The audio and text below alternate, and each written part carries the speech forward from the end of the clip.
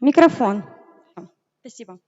Добрый день, гости и участники нашего мероприятия, организованного Национальной библиотекой Республики Коми и посвященному Дню родственных финно-угорских народов.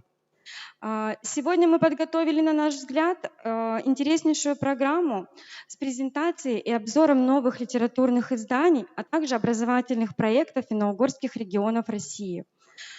И для открытия мероприятия приглашается директор Национальной библиотеки Республики Коми Алексей Анатольевич Просужев. Пожалуйста.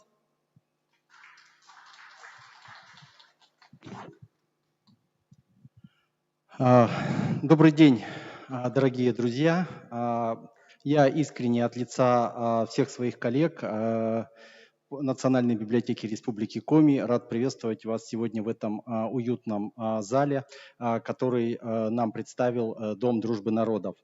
Все мы знаем, что финно-угорские народы в своем большинстве представляют неотъемлемую часть российской нации и населяют большую территорию. Мы едины генетически, у нас близкое языковое родство. Вместе с тем, каждый из наших народов по-своему неповторим и уникален.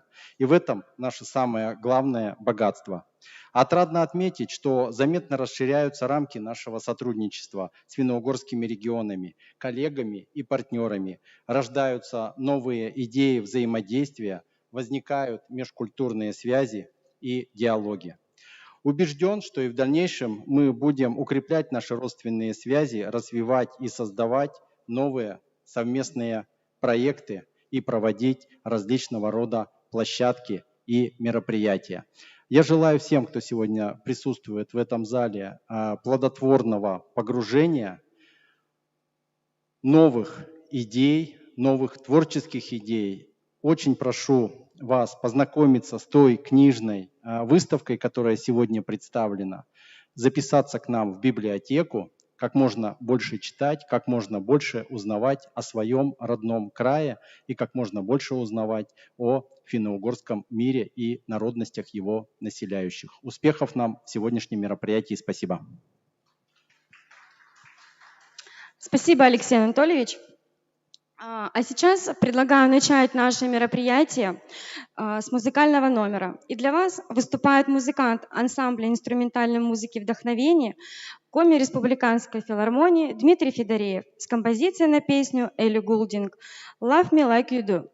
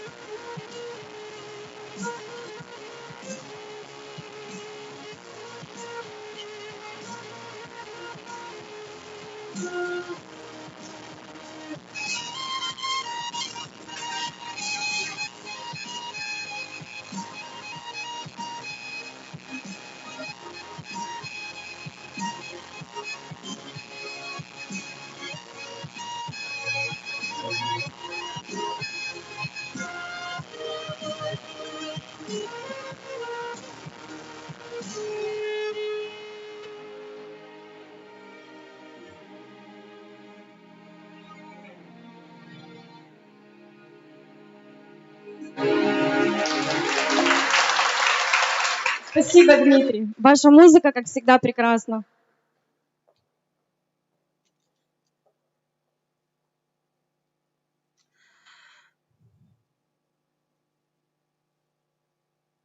Небольшая заминочка.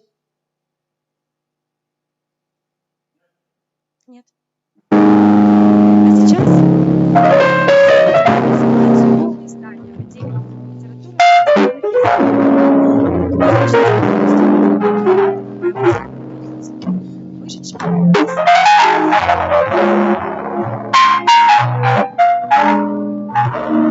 Сборник из различных стихотворений, два из которых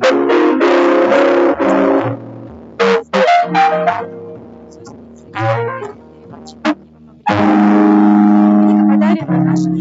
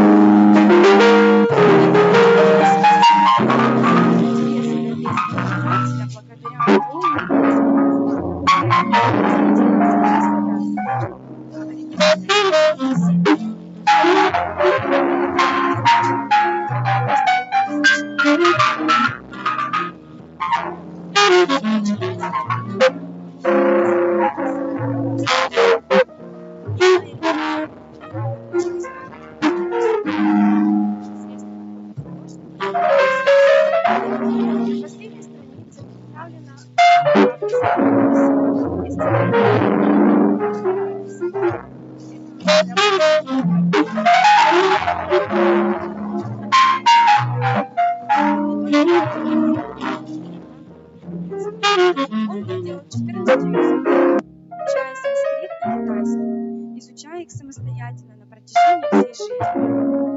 И одним из самых известных его произведений считается написанное в 1866 году стихотворение «Моя муза». А сейчас предлагаем вашему вниманию прочтение стихотворений из сборника «Моя муза не продается». Читает поэт Павел Блюме на французском языке. Я прочту 3 стихотворения Ивана Куратова на французском языке в переводе Ива Авриля. Aujourd'hui la terre est lumière et soleil. Aujourd'hui la terre est lumière et soleil. Aujourd'hui c'est une journée de fête. Aujourd'hui tendresse et joie descendra.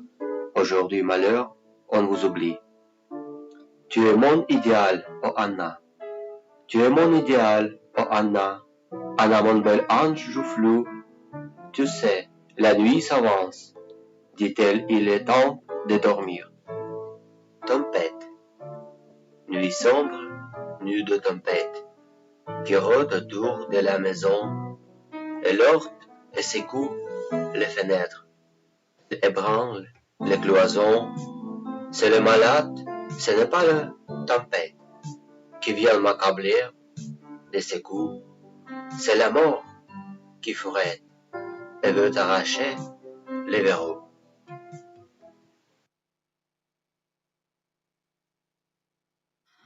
Вот так вот презентован сборник «Моя муза не продается». Данная книга есть в Национальной библиотеке Республики Коми. А теперь приглашаю представителя команды проекта «По Гринвичу и навсегда» Лиану Хохлову с презентацией издательского проекта, посвященного сыктывкарскому поэту Игорю Худолею. Примечательно, что Игорь родился в Карелии, в финно-угорском регионе нашей страны. Лиана, пожалуйста.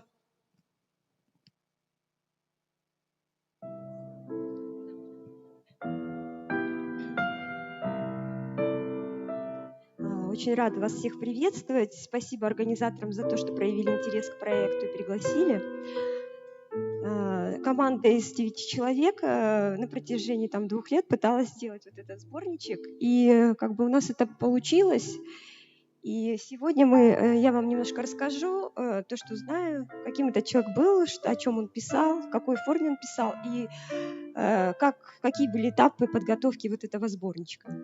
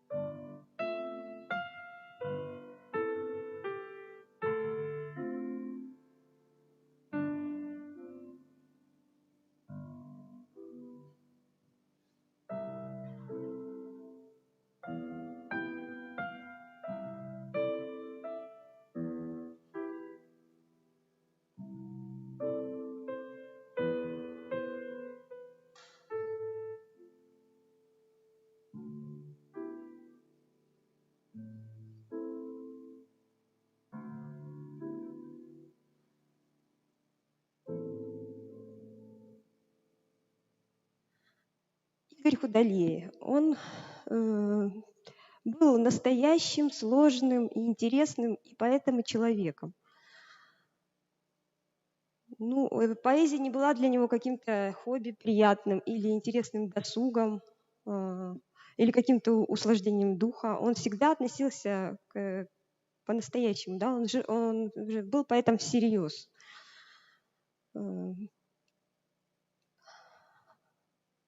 Хорошо, например, быть доктором наук и пописывать стишочки в свободное время, да?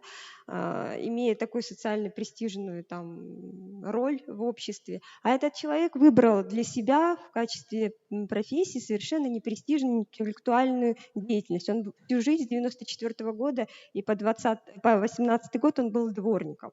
На такое мог решиться только человек, который абсолютно был уверен в своем поэтическом даровании. И вот эту веру в свой дар и ощущение от этого дара, как от тяжелого креста, который он несет, и путь поэта, как путь на Голгофу, он выразил в стихотворении «Не всякому дар взвален». Я немножечко зачитаю. «Не всякому дар взвален.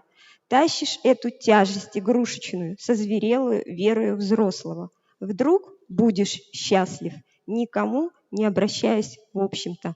Вот здесь он еще формулирует такой логический парадокс. Да? Поэтическому высказыванию нужен абсолютный адресат, а этого адресата в реальности нет.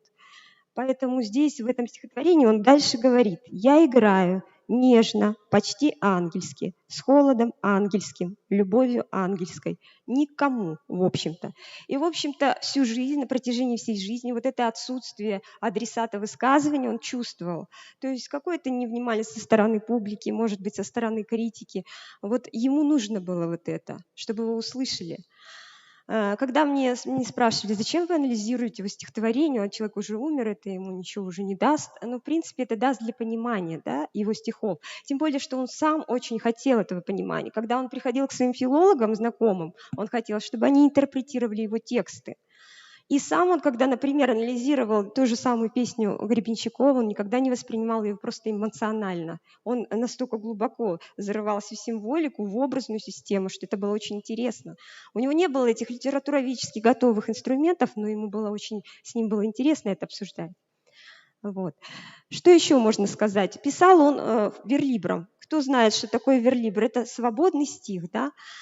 Свободный стих, который лишен рифмы, лишен метрики, одинаковой длины строки, строфики и так далее, формальных признаков стиха. У нас в России какое-то предубеждение все-таки есть, да, по отношению к верлибру. Возможно, кому-то кажется, что человек пишет верлибром, если он не умеет рифмовать. Вот. Но на самом деле это не так, потому что это очень может быть как и просто проза, записанная строчками, так и это может быть очень сложный изнутри, очень сложно организованный текст. Вот. На Западе весь мир, все профессиональное сообщество уже с второй половины 20 века пишет верлибром, а рифмованную поэзию уже удел только текстов для песен. У нас же все иначе. Возможно, тут специфика нашего языка сказывается. Но русский читатель пока глух к этому жанру, хотя в 90-е годы был бум верлибра у нас в России, были фестивали, были антологии, много авторов известных в этом форме работали. Вот, так что Игорь Худолей успел поучаствовать в 99 году в 6-м Московском фестивале верлибра. Вот, и всю жизнь он, собственно, в этой форме и писал. А одно единственное стихотворение у него есть, которое мы нашли, зарифмованное, это «Колыбельные дочери». То есть, когда требуется вот эта вот мелодичность рифмованной речи. Вот. А теперь я хочу рассказать, почему назвали вот так «По Гринвичу навсегда» сборник. Это, во-первых, строчки из стихотворения самого поэта, и мы сейчас посмотрим клип, который сделан Марией Хохловой, моей дочерью, которая всегда вдохновляла на всем протяжении этого проекта, когда руки опускались, и казалось, это никому не нужно и не интересно. Смотришь этот клип, кажется, надо делать, все равно продолжать. Прошу внимания.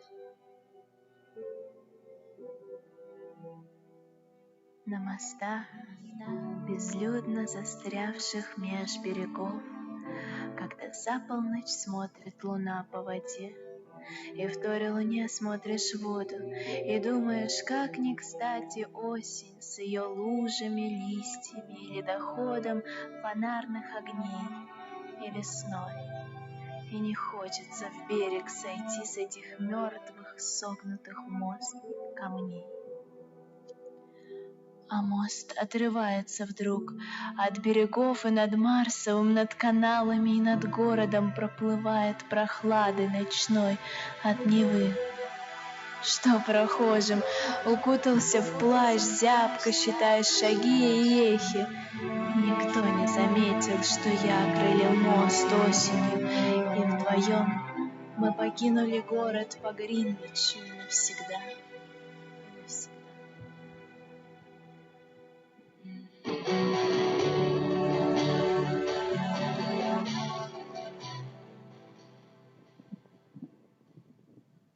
Гринвичу навсегда, если трактовать это вот строки, да, что мы туда вкладываем, как мы это понимаем, то есть по Гринвичу это здесь и сейчас, а навсегда это самое поэтическое всегда, куда так стремился автор и куда он на самом деле и попал 6 июня 2018 года.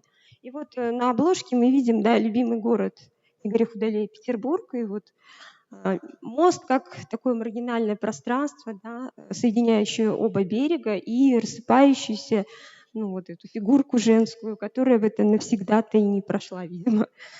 Вот. Дальше хочется рассказать на слайде, что показали группу. Мы создали, конечно, группу поэта, которая должна аккумулировать весь его архив. Сюда предлагаю вам поискать в сообществах Игоря Худолея, и вы сразу ее найдете. Что здесь есть? Сейчас там есть вот электронная версия этого сборника, но это совсем не то, конечно. Подержать в руках, потрогать, все это почувствовать на вес и так далее, пошуршать страницами и в целостности, да, воспринять книгу – это совсем другое, нежели вот это неизвестно где и как кончающийся текст. Вот. Здесь фотографии, видео со спектаклей, с фрагментов его спектаклей, которые были предоставлены Ниной Обрезковой, которая сейчас у нас в зале присутствует. Вот. Здесь же иллюстрации к этому сборнику размещались, так что можете заходить и посмотреть. А сейчас мы с вами смотрим дальше. Следующий слайд. Значит, начался наш проект с того, что мы, узнав о смерти Игоря Худолея, мы просто решили сразу же быстренько найти все, что еще сохранилось, все отыскать по закромам, по сусекам, собрать все под одной обложкой и собрать деньги на издание сборника.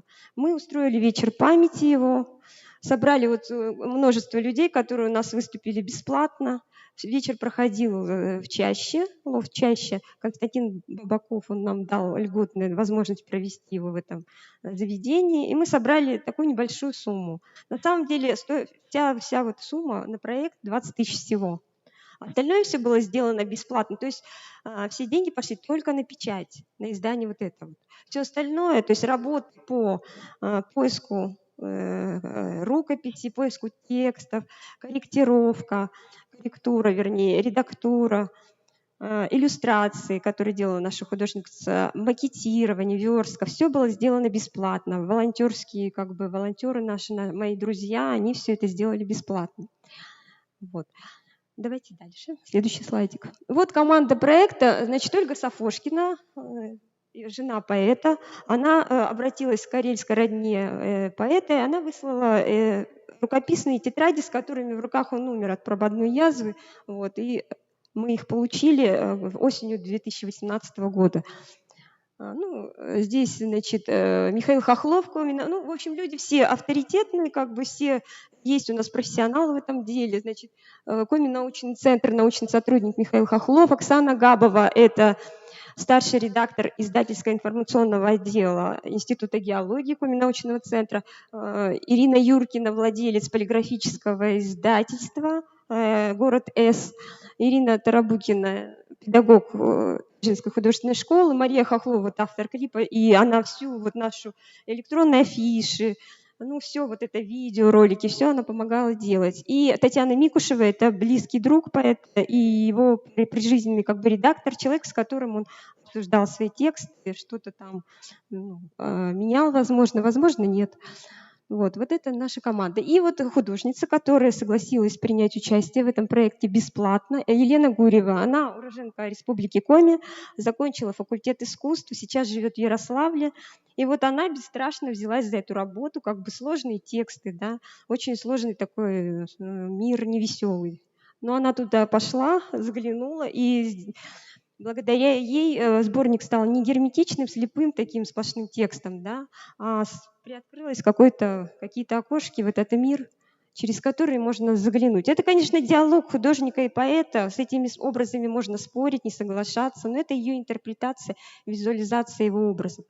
Почему мы решили все-таки делать с иллюстрациями? Не только потому, что мы хотим, но потому что первый прижизненный сборник Игоря Худолей был тоже иллюстрирован. Он сам искал картинки в интернете и вставлял их в текст, просто без анонимной картинки со свободных интернет-ресурсов. То есть мы поняли, что человек дал нам подсказку, он хотел визуализировать свои образы. И мы пошли по этому пути. Вот такой сборничек получился у нас. Значит, работа с рукописями, в чем была сложность? Почерк у него каллиграфический, но было очень много всяких неразборчивостей. Так как он экспериментатор большой был, в области слова он работал, очень сложно было иногда этот образ расшифровать. Слово могло состоять частично из английского, частично из русского, и мы сообща все это распутывали. Рукописи, мы очень надеялись на рукописи, но оказалось, что львиная доля там редакции одних и тех же стихотворений, которые нам были уже известны. То есть новых стихотворений, если посмотреть, тут есть раздел рукописи, не так уж и много. Но задача наша усложнилась, пришлось выбирать лучшие редакции. То есть мы на себя взяли эту функцию, потому что не было авторского слова, да, такого весомого. И мы сами, как мы все филологи, мы взяли на себя эту миссию, выбирали с точки зрения художественной выразительности.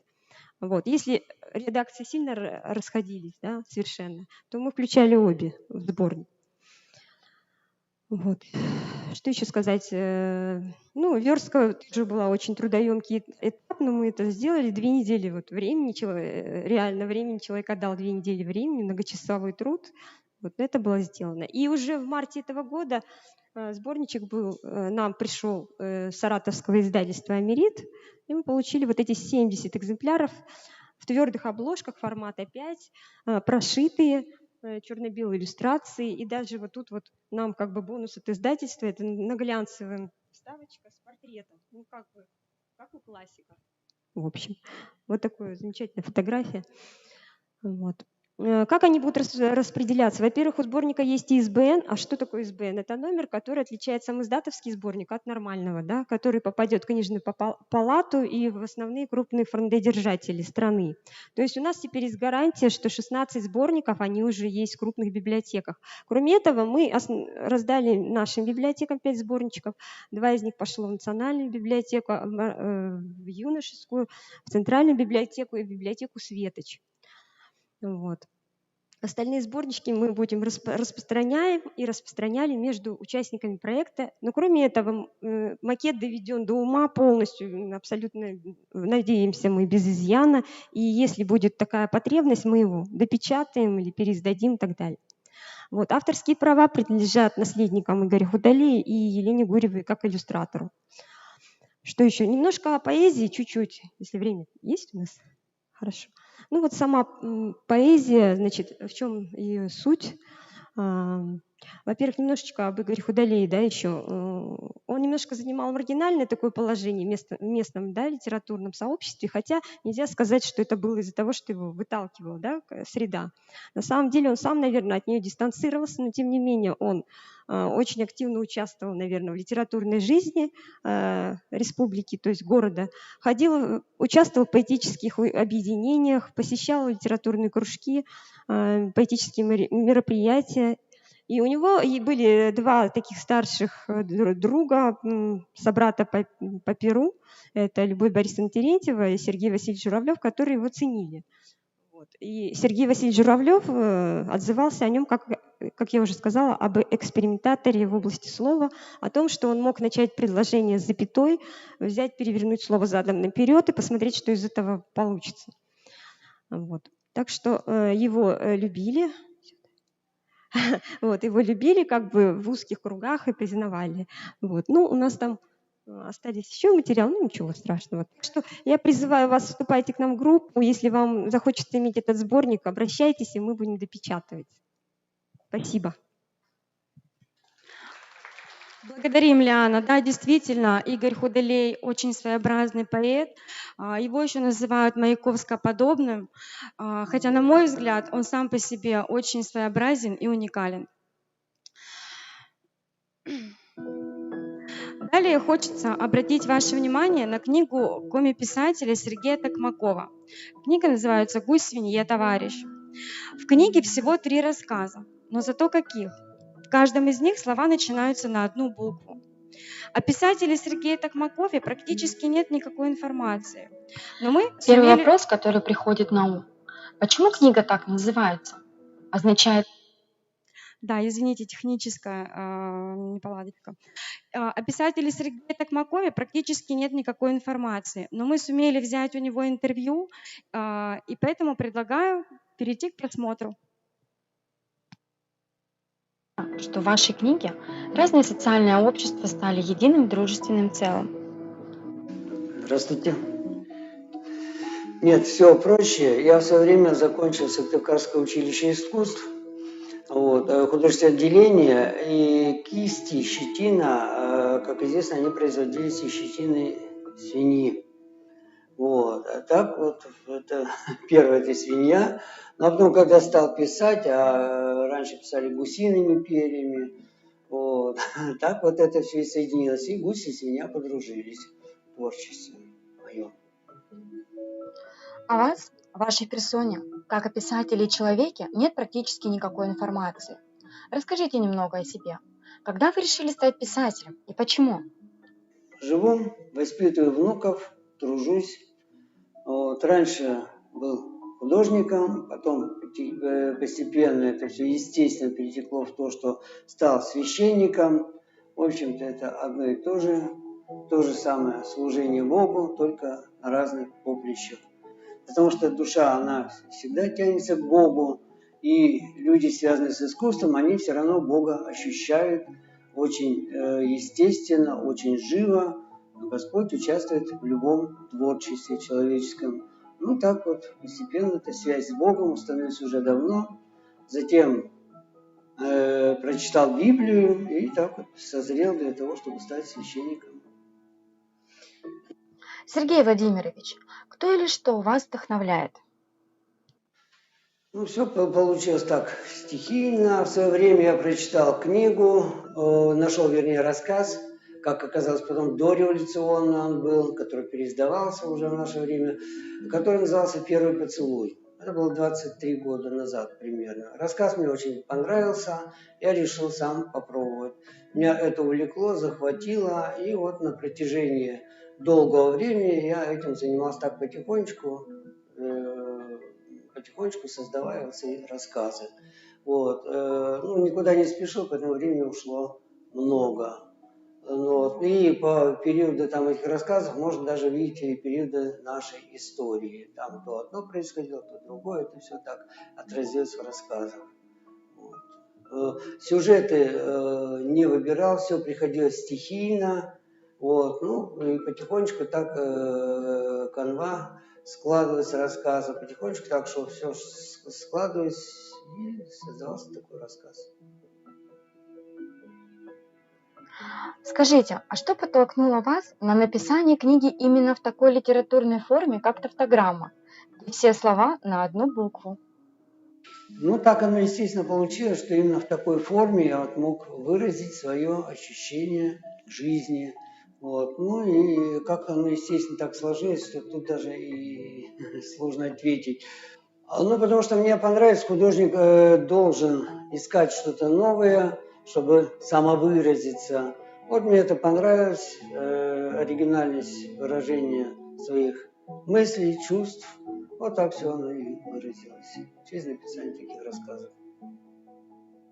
На мой взгляд, не просто написать рассказ на одну букву, при этом сохранив в сюжете логику и смысл. В ваших рассказах имеет ли сюжет книги реальную основу? Имеет, потому что художники отражают то, что они видят. Это можно встретить и у Рабле, у Салтыкова-Щедрина, у Гоголя. Каждый видит под своим углом, со своей точки зрения. Вот. И вся жизнь реальная, что окружает человека, она вот так и отражается. В творчестве разных людей мир представляет по-разному. Иллюстрации книги также необычны, как и сама книга. И практически в каждой иллюстрации показаны человеческие грехи. Так ли это? Так, потому что люди слабые, люди грешные, и поэтому мир искажается, так как люди живут своевольно, не по законам Творца, который задумал человека, а живут так, как кому вздумается. Вот поэтому все и меняется в худшую сторону, так как люди ходят в потьмах, не видят света, спотыкаются, падают и не понимают, что с ними происходит. Судя по аннотации книги, современные люди забыли о богатстве и возможностях родного языка. Какие еще, на ваш взгляд, ценности утратило общество? Каким советом вы бы поделились с молодым поколением? Ну, утрата языка – это большая утрата, потому что теряется и культура, и теряются корни. Люди заблуждаются. Когда насаждается иностранный язык, это значит иностранная уже и чужая культура входит в жизнь человека через язык.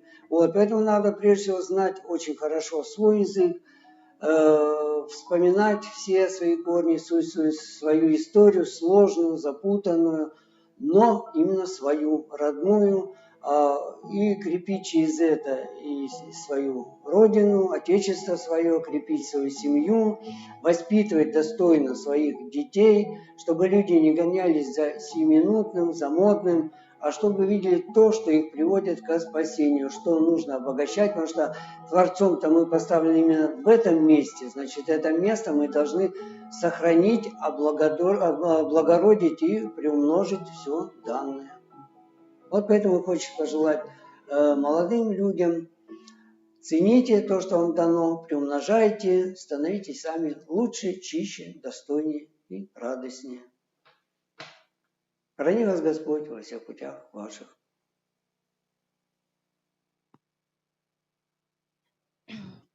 Да, я лично сама благодарю священника храма Покрова Пресвятой Богородицы города Сосногорска, писателя и художника Сергея Владимировича Токмакова за данное интервью, ну и вообще за мудрые слова, пожелания и, конечно, за то, что уделил нам, слушателям, свое время. Однако новые литературные издания рождаются не только в Республике Коми. И сейчас хотелось бы представить вашему вниманию видеопрезентации наших коллег из библиотек финно-угорских регионов России. Первыми представит свою видеопрезентацию Национальная библиотека Республики Мордовия, которая расскажет о книге «Дянь Авань Вал», что в переводе означает «материнское слово» на макшанском и эрзянских языках. Шумбрата да кельгама ялгат, шумбрачевич кивиксоят. Добрый день, дорогие друзья! Сегодня вашему вниманию хочется представить сборник стихотворений на макшанском и эрзянском языках «Дянь Авань Вал» – «Материнское слово». И для этого слово предоставим авторам-составителям данного издания. Это Татьяне Васильевне Разгуляевой, главному редактору журнала «Сятка». На мой взгляд, в своих руках я держу уникальную книгу. Это стихотворный сборник эрзянских и макшанских молодых поэтов под названием «Теденяваньвал. Материнское слово». Книга вышла в свет в 2019 году, и в них собраны произведения как поэтов старшего поколения и более молодые, как Людмила Рябова, Мария Еремина, Алина Подгорнова, Марина Слугина, Любовь Дергачева, Дмитрий Таганов. Понятно, что поэзия прошлых лет и современная поэзия отличаются. Только требования к добротной поэзии остаются те же. По этому поводу хочу сказать, что произведения молодых эрзянских поэтов высокохудожественные.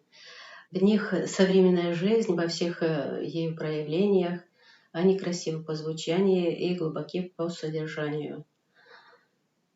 В сборник включены произведения 14 авторов, и каждому я хочу пожелать творческих успехов, новых высот как в жизни, так и в поэзии. О макшанской части данного сборника расскажет главный редактор журнала «Якстеретяштине» Вера Ивановна Брындина. Материнское слово. Так называется новый сборник стихов на макшанском и эрзянском языках.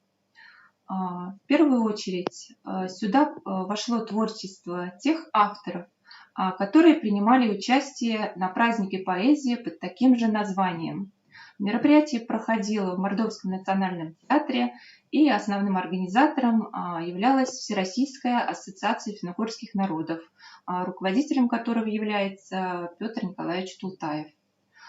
Мероприятие прошло очень тепло и многим запомнилось. Не зря после этого возникла такая идея опубликовать стихотворения макшанских и эрзянских авторов в одном сборнике. Очень отрадно, что эта идея очень быстро воплотилась в жизнь. Расскажу немного об авторах. Марина Агеева, ведущая радиопрограммы «Вайгель», молодая мама, талантливая поэтесса. Она пишет о любви, о природе, о смысле жизни. Постоянно публикуется на страницах журналов «Якстеретяштине», «Мокша». Неоднократно являлась участником семинара молодых писателей. Следующая поэтесса Марина Аникина. Она работает редактором отдела в журнале «Мокша». И хотя в последнее время Марина больше занимается публицистикой, я все-таки считаю, что в душе она поэт. У нее очень хорошо получается писать стихи. Она делает это с какой-то особой любовью, с особой теплотой. Поэтому хочется пожелать ей успехов, конечно, прежде всего в поэзии. Мне приятно, что в этом сборнике опубликованы и мои стихи. Также сюда вошло творчество наших известных поэтов. Их имена известны не только в Республике Мордовия, но и далеко за ее пределами. Это Рая Орлова, Виктор Лобанов, Владимир Нестеров, Николай Целикин. И главное, что объединяет всех этих авторов, это, конечно же, любовь к родному слову, любовь к материнскому слову, которое они все очень хорошо чувствуют и с огромной любовью передают читателям. Дорогие друзья, спасибо всем за внимание. До новых встреч! Отрадно, что молодые поэты Мордовии собрались в одной книге и создали такой прекрасный сборник. Далее выступит Национальная библиотека имени Чавайна Республики Марий Эл с видеопрезентацией об авторе комикса Карпатр и фантастической трилогии о Ратиборе Александре Окольникове.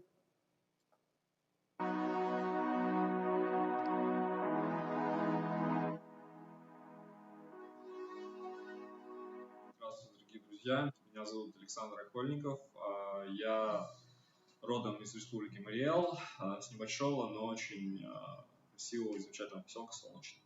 Самая первая моя писанина, это лет 10-12, я точно не помню, на тетрадном листе, клеточном развороте было написано что-то типа либретто, такое общее повествование. Для меня это было тогда как сильно, помню, зеленую ручку писал, что для меня это было произведение, целая книга, кто-то в космос чего-то перелетел, такое уж слабое, такой вряд ли листок сохранился, возможно, где-то он лежит. А так, с 2004 года пишу стихи и к книжной деятельности приступил года с 16.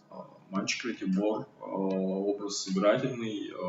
Мы занимались, так скажем, реконструкцией народных праздников, проводили. И на одном из праздников мне захотелось рассказать об этом людям и почему бы придумать историю. И главные герои, все там люди, персонажи, все, кто читает, друзья, они должны себя там находить. Много куда развиваться. Есть желание в Скандинавию, тоже зачатки есть. В новой книге будет небольшой отрывок в этом направлении двигаться. Плюс над этим миром работать уже более обширно, чтобы другие герои, другие персонажи, они тоже в этом поучаствовали. И за счет этого я для себя сформирую понимание мира, куда уже попадает главный герой, это спойлер после третьей книги, и чтобы лучше написать ее.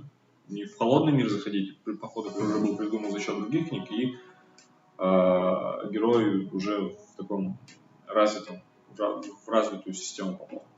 Я пишу по славянской тематике, а сам живу в Мариэл, и у нас есть свои герои, почему бы не сделать героев марийского эпоса героями комикса.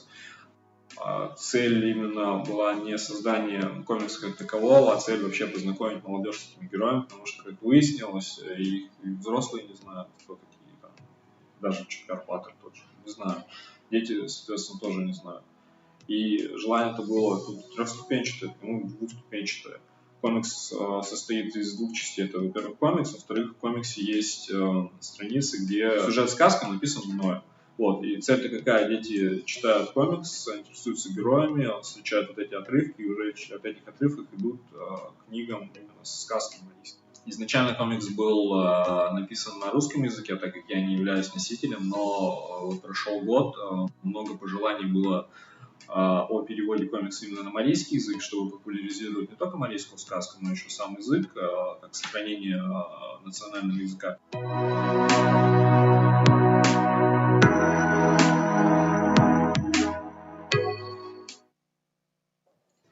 Да, несомненно, историк Александр Окольников творит свою новую вселенную, положив в ее основу переработанные марийские воззрения и народный эпос. И, возможно, он кого-то вдохновит на создание своих комиксов. А далее Государственная библиотека Югры познакомит нас с книгами хантыйского писателя Еремея Айпина «Туманы на реке». Здравствуйте! С вами главный библиотекарь отдела краеведческой литературы и библиографии Государственной библиотеки Югры Лилиана Бабаканова. Мы представляем обзор новой книги Еремея Айпина «Туманы на реке». Сперва вкратце хочу представить автора. Еремей Данилович Айпин, член Союза писателей СССР, общественный и политический деятель. Родился 27 июня 1948 года в семье ханты, профессионального рыбака-охотника в поселке Варьёган Сургутского района. Получил среднее педагогическое образование. Тогда же опубликовал первый рассказ «По насту» в окружной газете «Ленинская правда». Окончил литературный институт имени Горького. В 1979 году вышла его первая книга «В ожидании первого снега».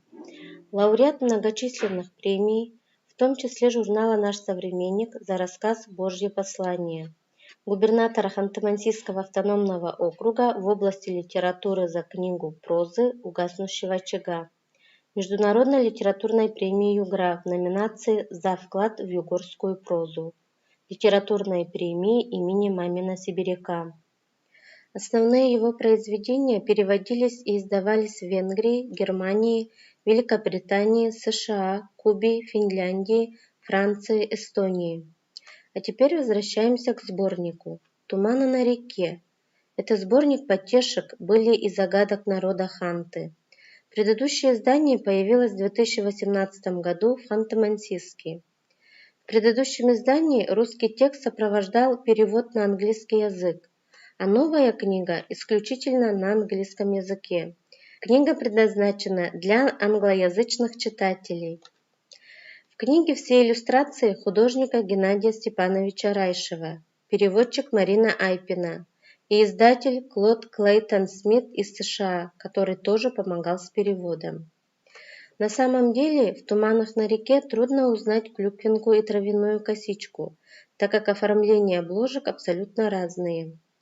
Обратите внимание, в книге «Туманы на реке» новая иллюстрация на обложке. Свежая, весенняя, современная. Благодарю вас за внимание, за знакомство с чудесной, доброй книгой «Туманы на реке».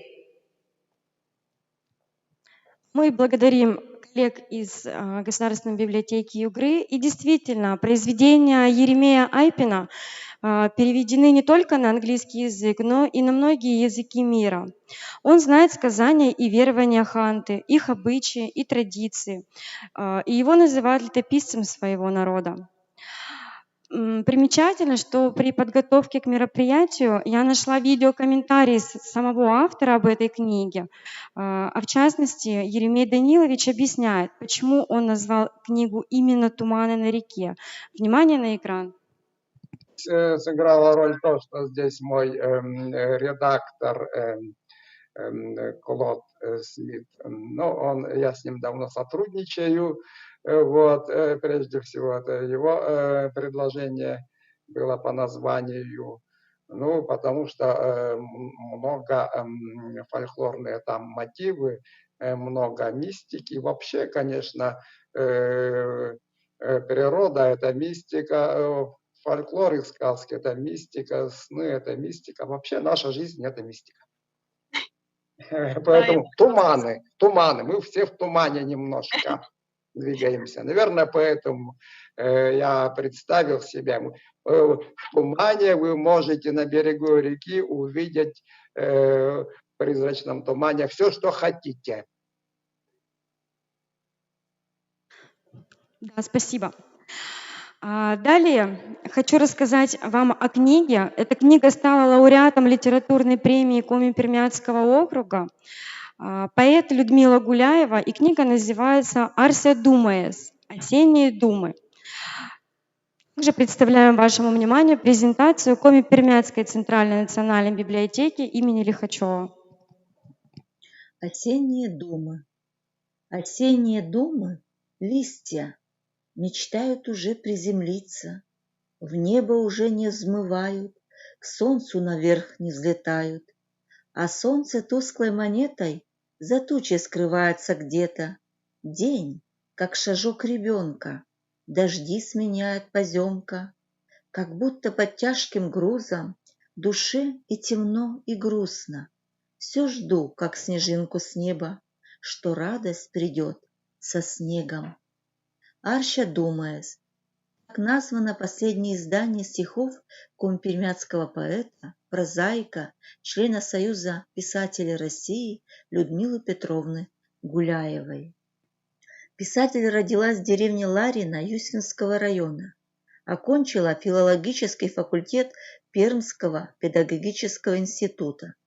Более 35 лет работала учителем коми-пермяцкого и русского языков и литературы в школах Коми-Пермяцкого округа. 18 лет руководила Крахалевской средней школой Юсвинского района.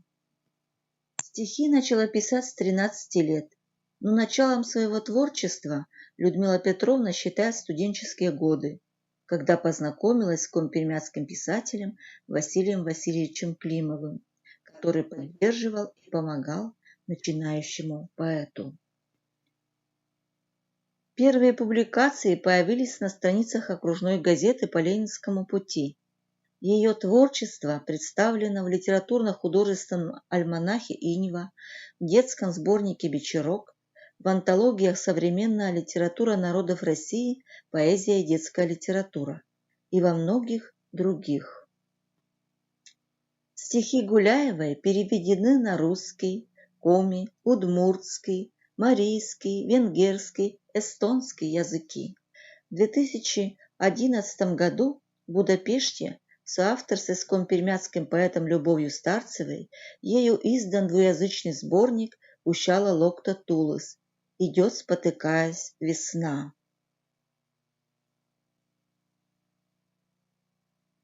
Она пишет стихи и рассказы для детей.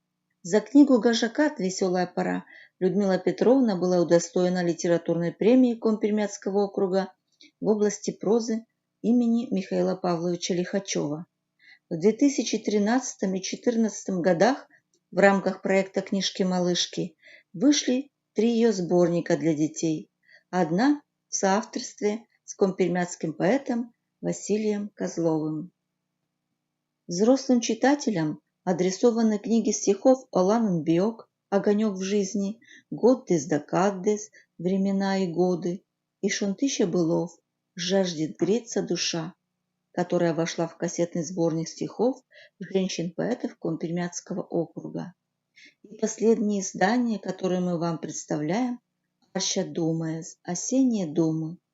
За этот сборник в 2019 году Людмила Петровна Гуляева получила окружную литературную премию в области поэзии имени Андрея Никифоровича Зубова. В сборник вошли более 250 стихотворений разных лет, стихи на компермяцком и русском языках в переводе самого автора. Иллюстрации книги подготовила художник Татьяна Надымова, обложка книги Светланы Никулиной. Стихи свои Людмила Петровна посвятила жизни, которая наполнена хорошим и плохим, счастьем и болью, добром и злом, посвятила их малой родине Парме, родной школе, друзьям. В книгу вошла поэма «Победа Понда» за победу, посвященная землякам, участникам Великой Отечественной. Центральной темой ее творчества является тема любви. Кырыз зелолын любитым, джик слепощала пымщалым. Онаджи умольсатевоть, и мым да тенет бен модь, медсаймин оныш оштеншин, носков мувалын некин. Медвелы орчан дона йорт, эция тенат мыдик борт, а борт кайс озлебав, и чилан кылыс озгорав. Озаджи радитиши с ним, эт дона мортыс, шуд и ем. Любовь, она всегда слепа, закрыты уши и глаза, и кто бы что ни говорил, давал советы или хулил, не внемлет сердце никому, все рвется к другу своему. Нет в мире лучше ничего, чем ощущать его крыло, как будто бы оно твое. А что за птица без крыла, и без любви и песни та? Любовь глуха, любовь слепа, в ней растворяется душа. Все творчество пропущено через сердце поэта и адресовано читателю в надежде на понимание. Читайте стихи Людмилы Гуляевой, и вы непременно найдете в них отклик в своем сердце. Атте внимание, Понда. Спасибо за внимание. Да. Отрадно, что нашими коллегами в регионах являются не только национальные библиотеки, но и образовательные организации. Завершит нашу программу, посвященную Дню родственных финно-угорских народов, Татьяна Владимировна Пашкова, заведующая кафедрой прибалтийско-финской филологии Петрозаводского государственного университета, с презентацией проекта «Формирование системы сетевого партнерства «Финно-угорский мир» как модели гармоничного межкультурного международного диалога». Внимание на экран. Петрозаводском государственном университете, опорном вузе Республики Карелия, в течение 3 лет реализуется стратегический проект развития формирования системы сетевого партнерства «Финно-Угорский мир» как модели гармоничного межкультурного международного диалога, целью которого является сохранение и изучение языков, культуры, истории и традиций финно-угорских народов. В рамках проекта проводятся семинары, вебинары, круглые столы и конференции. Создаются электронные образовательные ресурсы. Организуются различные конкурсы, квесты, этноязыковой лагерь для школьников. Проводятся турниры по игре в кюке. Целевой аудиторией проекта являются школьники, студенты, учителя школ, преподаватели вузов, специалисты в области культуры и искусства, научные сотрудники и население. Мы приглашаем вас всех принять участие в наших мероприятиях. У нас уже есть опыт проведения онлайн-встреч разного уровня с различными организациями, включая вузы финно-угорских республик. Мы также активно принимаем участие в мероприятиях, предложенных нашими партнерами. Так, например, в 2019 году наш вуз участвовал в акции по созданию промо-роликов о том, как представлен финно-угорский мир в нашем вузе. Предлагаем его вашему вниманию. Сегодня в Карелии проживают представители 3 коренных прибалтийско-финских народов – вепсы, карелы и финны. Каждый из них стремится сохранить свою историю, культурные традиции и, конечно, язык. И Петрозаводский государственный университет помогает им в этом. Его задача – развивать этнокультурный компонент и внедрять его в образовательное, научное, культурное пространство Карелии. Minä olen 4. vuosikurssin opestuin Makarova Tatsin. Minä opastun Petruskoin valtion yliopistossa karjalan kielen liven murdehto. Minä olen liugilainen. Petruskoin valtion yliopisto on ainoa yliopisto Venäjällä, kudamas voi opastua karjalan kielen liven murdeheh. Minulla on 4. vuosikurssin opettaja Aleksandra Solovjova. Opasun Petroskoin valtion yliopistossa vienan karjalan kieltä. Petroskoin valtion yliopisto on ainut yliopisto Venäjällä, jossa voi opastua vienan karjalan kieltä. Меня зовут Кошлева Мария, olen 4. vuosikurssin aspirant da Vepsen kielen opinday Petroskoin universitetas. Petroskoin universitet on yksini universitet Venemaal, kus opitas vepsen da suomen kielet yhten aikaan. Olen Liisa Kudryshova, opiskelen 4. vuosikurssilla Petroskoin valtion yliopistossa. Luen suomea Itämeren suomalaisten kielten osastolla. Petroskoin yliopisto on ainoa yliopisto, missä voi opiskella karjalaa, vepsää ja suomea samanaikaisesti.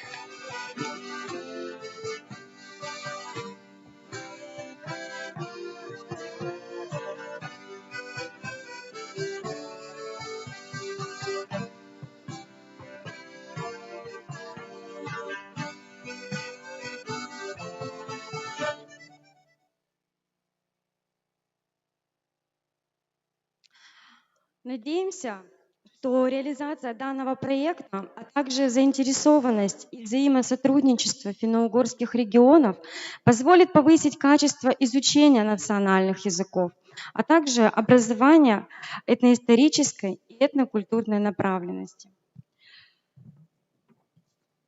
Ну и в завершение нашей программы выражаю слова благодарности нашим партнерам из финно-угорских регионов России, а в частности коллег из Национальной библиотеки Республики Марий-Эл, Государственной библиотеки Югры, Национальной библиотеки Республики Мордовия, Коми-Пермяцкой центральной национальной библиотеки, Петрозаводского государственного университета.